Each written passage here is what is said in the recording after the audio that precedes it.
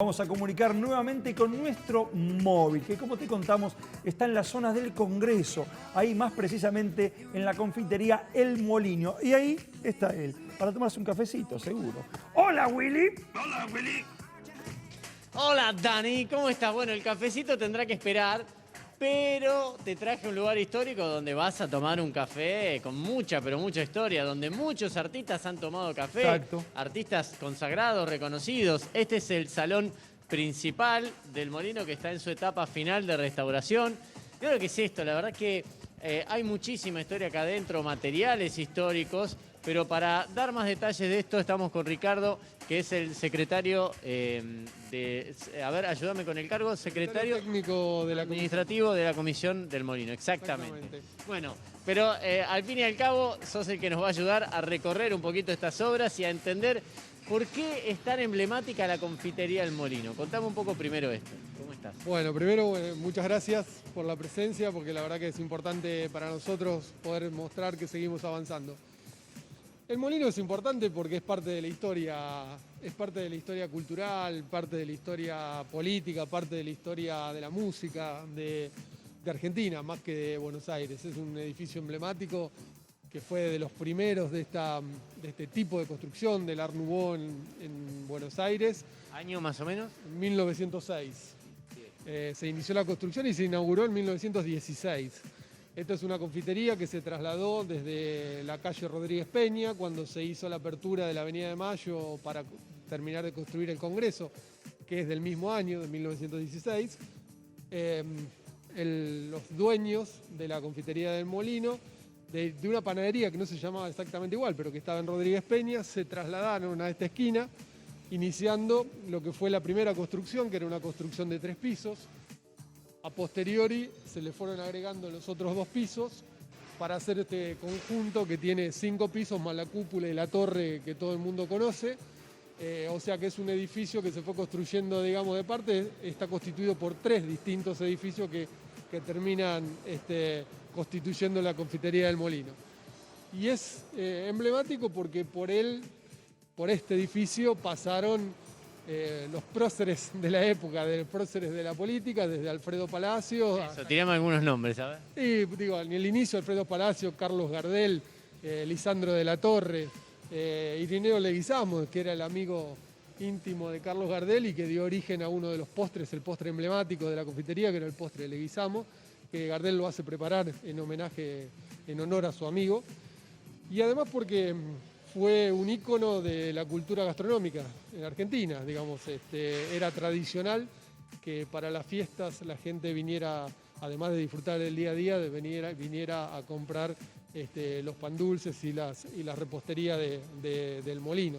Así que es un edificio icónico que estuvo lamentablemente al borde de la destrucción, estuvo muy cerca de colapsar, porque la verdad que el edificio, después de 22 años de abandono, desde el año 97, tenía serios riesgos de derrumbe. Claro, fue declarado Monumento Histórico Nacional el mismo año en que cierra sus puertas y hasta 20 años después no se retoma nada acá adentro. Exactamente, 22 años después se reabren las puertas, digamos, a partir de una decisión política que se tomó en el año 2014 en el gobierno preanterior, digamos.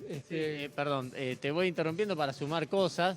El edificio, ahora la confitería en general, depende del Congreso de la Nación. Antes estaba en manos privadas. Cuando surgió este conflicto, el Congreso de la Nación tomó parte para resolverlo, ¿no?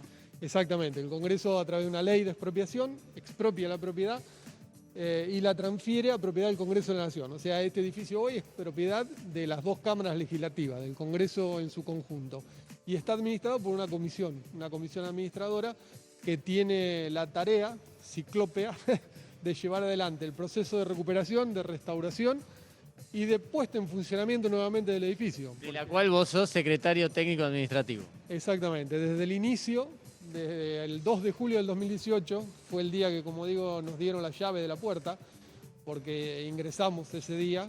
Hagan algo, le dijeron y bueno, acá estamos. Sí, en realidad lo primero que tuvimos que hacer es entender cómo era este edificio, porque el grado de deterioro que tenía era muy grande. Esto que están viendo ustedes hoy, de esta magnitud, de este piso, era imposible de vislumbrar porque acá estaban amontonados muebles, estaban amontonados trastos, estaban amontonados chapas, hierros, vidrios, y bueno, y algunas otras cosas complicadas. Sí, nadie cierra su puerta dejando todo prolijo, eso por un lado. Por otro lado, para el que no ingresó nunca al molino, contale cómo está compuesto, porque este es el salón principal, la planta baja, donde funciona la confitería, pero esto es una estructura, como se ve de afuera, de muchos pisos, incluso subsuelos. Contame cómo está compuesto. Sí, esto básicamente el edificio, como te dije, son 3 edificios porque se fueron construyendo por parte y después se unificaron en una única fachada, porque de afuera ustedes lo ven que es una única fachada.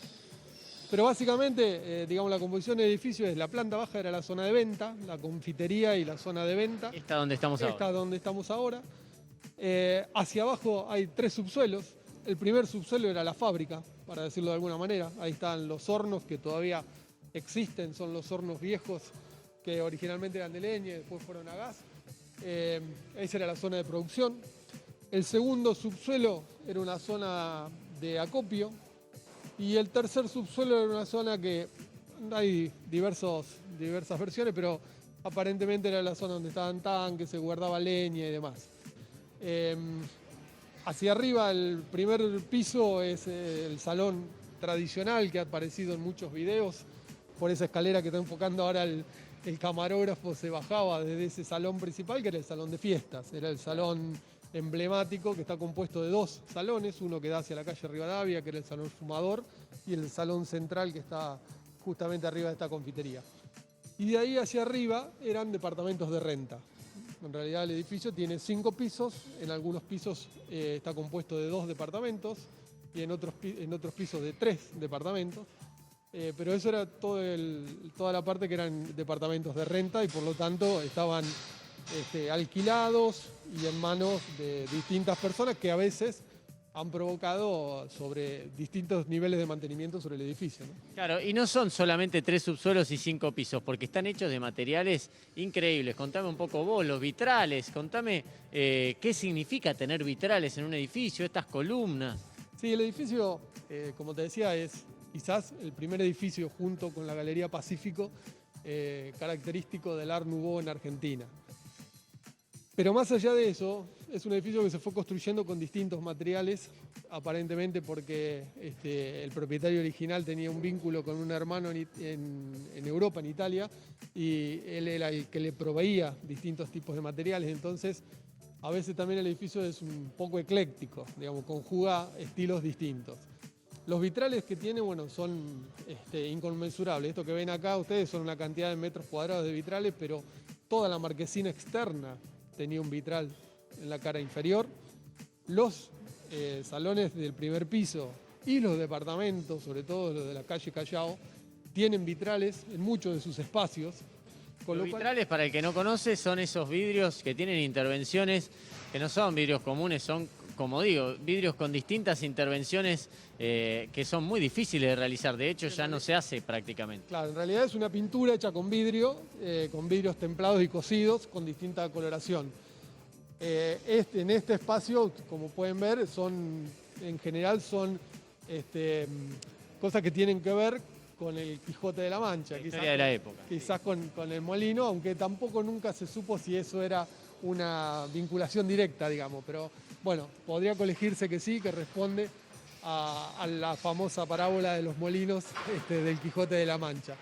Así que, bueno, hay muchísimo de vitrales, hay muchísimo de esto que ustedes están viendo en las paredes, que en algunos espacios es mármol, donde está enfocando ahora la cámara. En el caso de las columnas es un estuco, es una técnica que se llama estuco símil mármol. Sí. O sea, las columnas no son de mármol macizo, sino que por dentro de estas columnas corren las torres. Claro. ¿Por qué? Porque el edificio también tiene distintos niveles o formas constructivas, para decirlo en términos muy sencillos.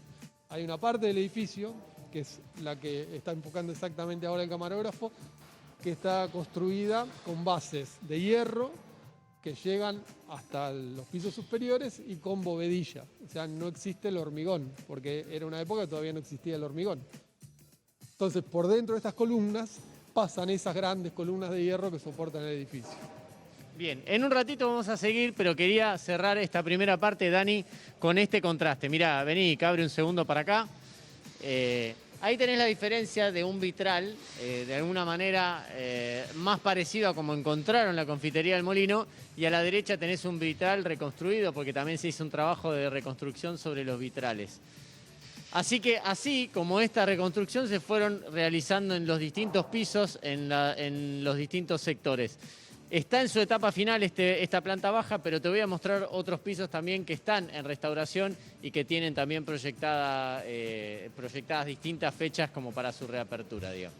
Muy bien, buenísimo, Willy. En un ratito nada más volvemos ahí a la confitería El Molino, este lugar que ha recuperado realmente la ciudad y es un edificio histórico.